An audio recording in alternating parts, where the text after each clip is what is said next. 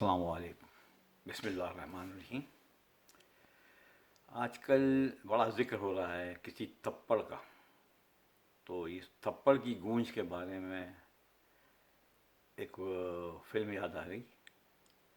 ایک فلم میں دلیپ کمار بحیثیت جیلر ایک ملزم کو تھپڑ مارتا ہے۔ ملزم جیلر کو اس تھپڑ کی گونج سے پیدا ہونے والے اثرات سے آگاہ کرتا ہے، اور پھر واقعی اس تھپڑ کی گونج جیلر کے خاندان پر اثر انداز ہوتی ہے۔ لیکن 2 روز سے کچھ تھپڑوں کی گونج سوشل میڈیا پر سنائی دے تو رہی ہے، لیکن یہ واضح نہیں ہو رہا کہ یہ واقعتاً تھپڑوں کی گونج ہے یا پٹواریوں اور یوتھیوں کے دل کی آواز جو بنی گالہ اور وزیر اعظم ہاؤس میں انہیں سنائی دی تھی۔ ہمارا خیال ہے یہ تھپڑ نہ کسی نے مارا نہ کسی کو لگا، کیونکہ بظاہر ان تھپڑوں کے لیے کوئی سچویشن نہیں بن رہی۔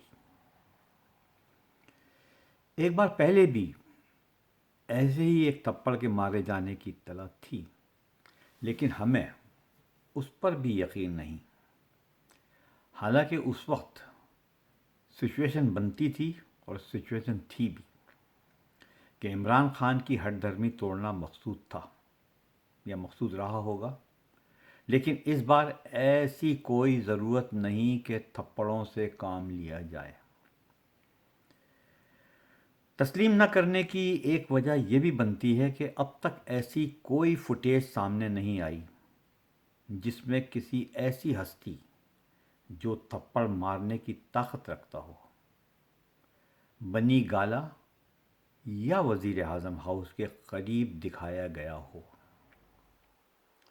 ان دونوں جگہوں پر خصوصاً اس وقت جب رہائشی یعنی عمران خان یا وزیر اعظم اندر ہو تو کوئی نہ کوئی صحافی موجود ہوتا ہی ہے، بلکہ ایک نہیں کئی ہوتے ہیں، کیونکہ سوشل میڈیا کے چینل والے بھی ہوتے ہیں، لیکن ابھی تک کوئی ایسی فوٹیج نہیں آئی کہ جس میں کسی ایسے افسر یا کسی ایسی شخصیت کو وہاں آتے جاتے دیکھا گیا ہو۔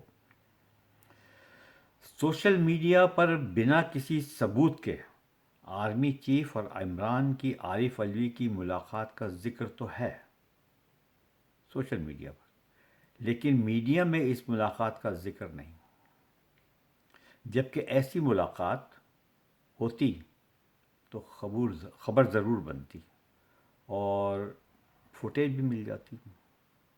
ہاں، اندر پیش ہونے والی گفتگو یا واقعات منظر عام پر آنے کی یقین دہانی نہیں کرائی جا سکتی۔